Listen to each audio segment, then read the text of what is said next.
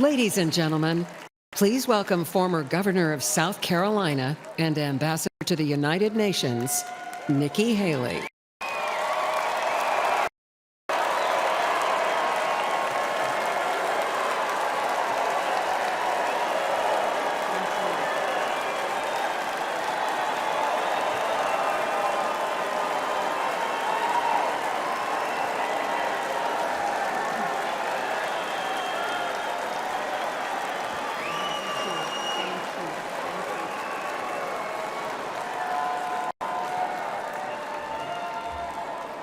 My fellow Republicans, President Trump asked me to speak to this convention in the name of unity.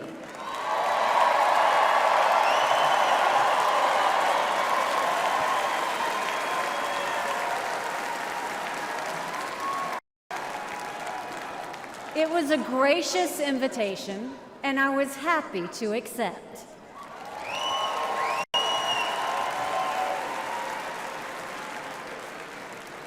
I'll start by making one thing perfectly clear.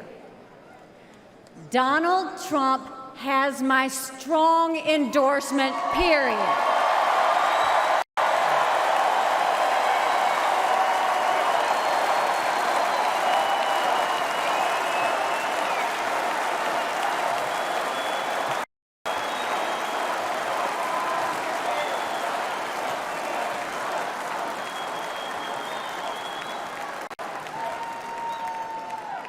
Our country is at a critical moment.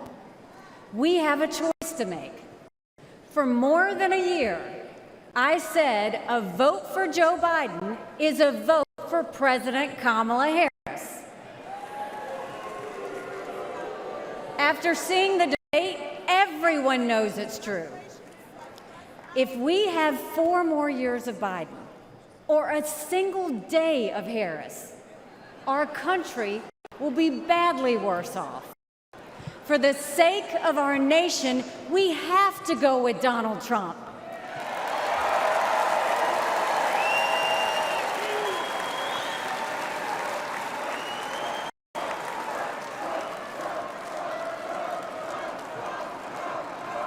But there's more to it than that. We should acknowledge that there are some Americans who don't agree with Donald Trump 100% of the time. I happen to know some of them. And I want to speak to them tonight.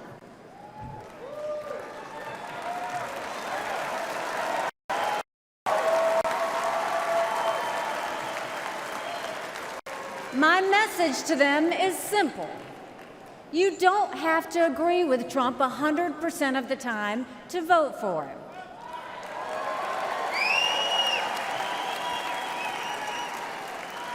Take it from me, I haven't always agreed with President Trump.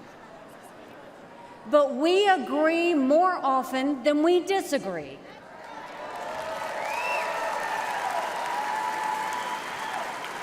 We agree on keeping America strong.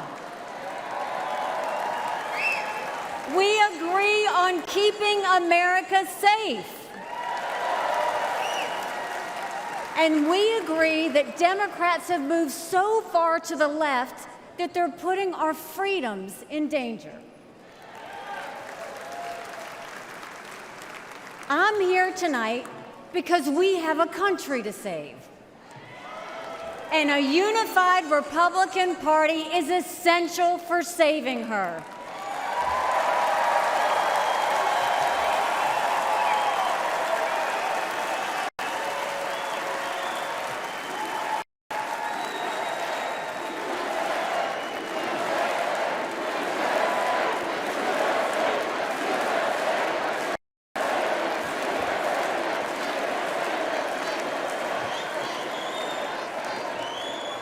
For those who have some doubts about President Trump, I want to tell you a few things about the Commander-in-Chief I know and worked with. As Ambassador to the United Nations, I had a front row seat to his national security policies. We sure could use those again.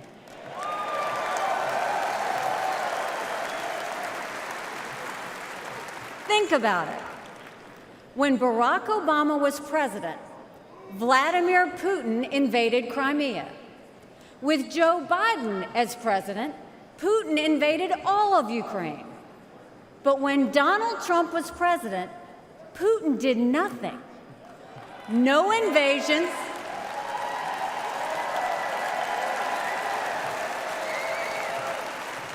No invasions, no wars. That was no accident. Putin didn't attack Ukraine because he knew Donald Trump was tough. A strong president doesn't start wars. A strong president prevents wars.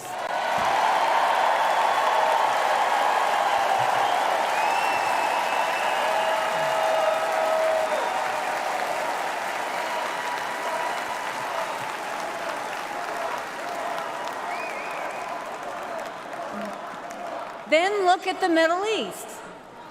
Every problem in that part of the world can be laid at the feet of Iran.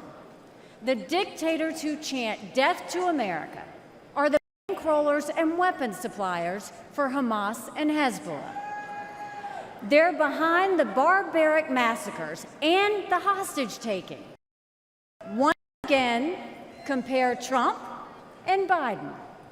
Trump got us out of the insane Iran nuclear deal.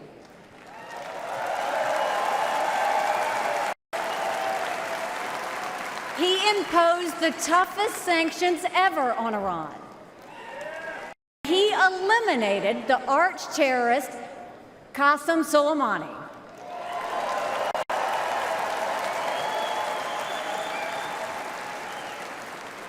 Iran was too weak to start any wars. They knew Trump meant business, and they were afraid.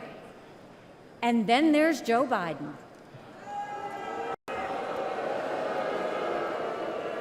He lifted the sanctions. He begged them to get back into the nuclear deal. He surrendered in Afghanistan. He sent every possible sign of weakness. Even now, Hamas is still holding Americans hostage. Biden is pressuring Israel instead of the terrorists.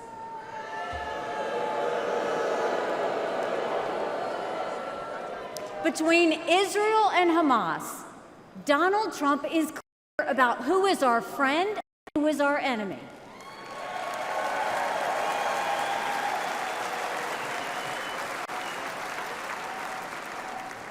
Then look at the border. It's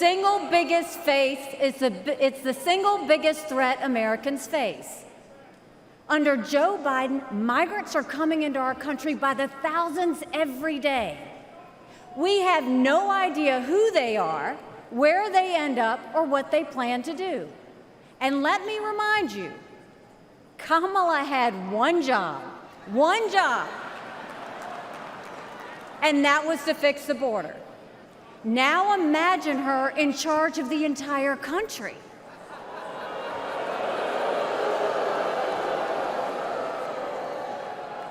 Under Donald Trump, we didn't have the border disaster we have today, and we won't when he is president again.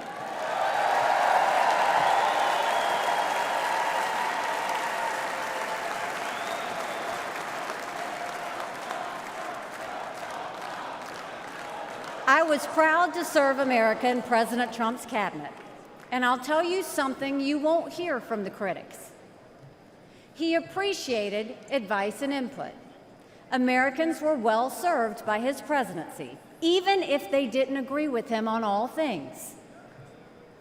Now, to my fellow Republicans, we must not only be a unified party, we must also expand our party.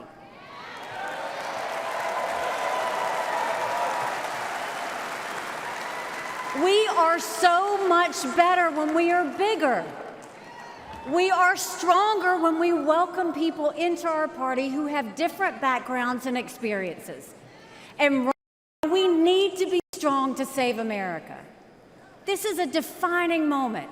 not only for our party, but for our country. Our fellow Americans are fearful right now. Families are suffering from inflation and wages that don't keep up with prices. Young people are being indoctrinated to think our country is racist and evil. The Jewish community is facing an obscene rise in anti-Semitism. Too many minorities are trapped in communities devastated by crime. Our foreign enemies win when they see Americans hate each other. They see that today, whether it's on college campuses or in a field in Butler, Pennsylvania.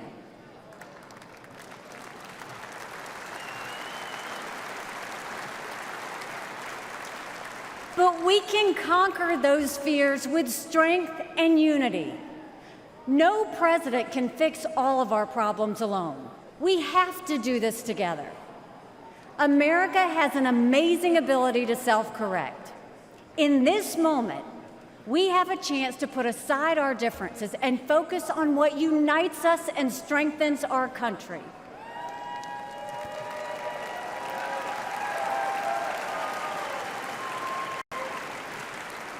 Let us join together as a party. Let us come together as a people, as one country, strong and proud.